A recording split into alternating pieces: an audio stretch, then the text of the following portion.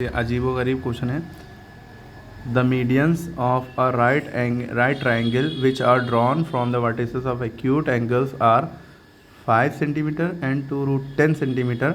The hypotenuse of the triangle. कोई भी question को पढ़िए 3 बार पढ़िए, पहले समझते हुए पढ़िए। एक बार तो ऐसे रीड कर लिया, अब समझिए।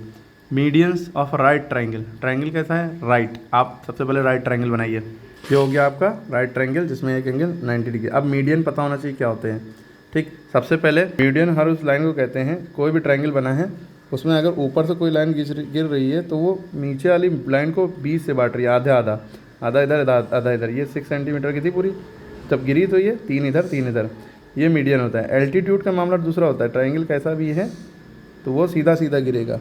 ठीक है, ठीक, ये एल्टीट्यूड होता है। ये मिड पॉइंट पे नहीं गिरता। एल्टीट्यूड माने हाइट, ये मिड पॉइंट पे नहीं गिरता, लेकिन मीडियन सेंटर पे गिरेगा। ऐसे गिरे, चाहे इधर से अगर इधर जा रहा है तो इस लाइन, ये लाइन अगर 6 सेंटीमीटर है तो ये 3 हो जाएगी, ये 3 हो जाएगी। ठीक, अगर यहाँ से इधर जा रहा है तो इस लाइन को आधे आधे में बांटेगा, ये 3 हो जाएगी, ये 3 हो जाएगी। ओके, तो ये लाइन और ये लाइन, ये ब्लू लाइन और ये ब्लैक लाइन मीडियन है। अगर हम इसको देखें, ये क्या बन गया? ये सेंट्रॉइड हो जाता है, सेंट्रॉइड। ठीक है, CENTROID। तो आगे कह रहे हैं जो आपके मीडियन हैं which are drawn from the vertices of the triangle. अच्छा, मीडियन एक स्टैटिस्टिक्स में भी होता है, n+1/2 वाला, वो लॉजिक में ना चाहिएगा। ये मीडियन जो होता है ये कोने से, वर्टिसेस से, वर्टेक्स से गिरता है और मिड पॉइंट पे गिरता है, उसे मीडियन कहते हैं।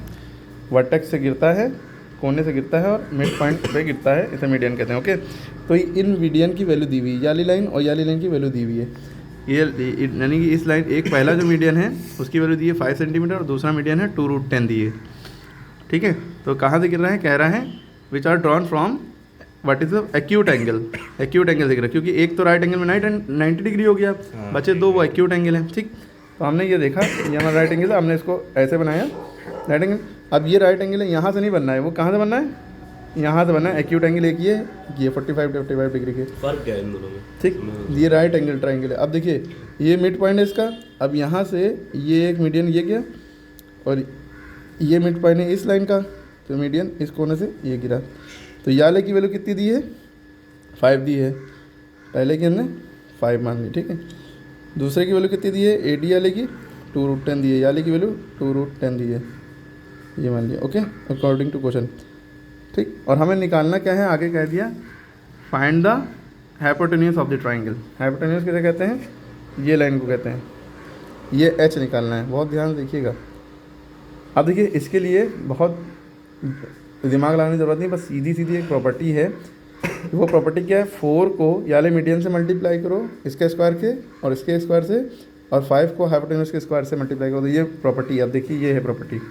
क्या प्रॉपर्टी है? 4 इंटू मीडियन 1 का स्क्वायर प्लस मीडियन 2 का स्क्वायर बराबर 5 इंटू H स्क्वायर। ये प्रॉपर्टी याद रखनी पड़ेगी, वरना समझ में नहीं आएगा, वरना आप कर नहीं पाएंगे।